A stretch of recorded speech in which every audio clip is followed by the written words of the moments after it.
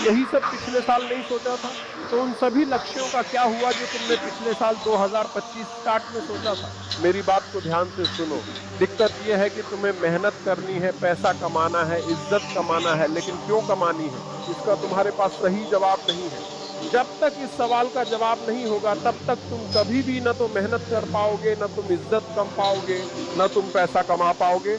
अब इस सवाल का जवाब कहां से आएगा?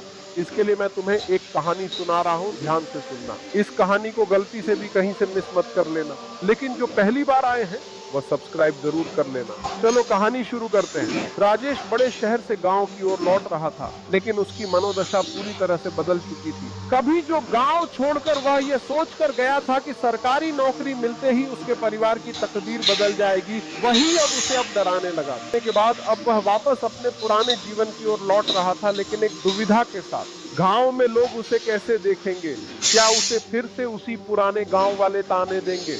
क्या लोग यही कहेंगे कि उसने शहर में एक शानदार सरकारी नौकरी छोड़ दी सिर्फ वापस अपने पुराने घर में खेती करने के लिए?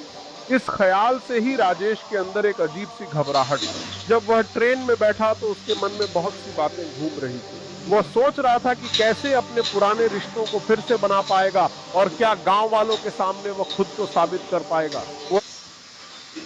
वह ट्रेन की खिड़की से बाहर देखता है, जहां दूर दूर तक हरे भरे खेत दिखाई दे रहे हैं।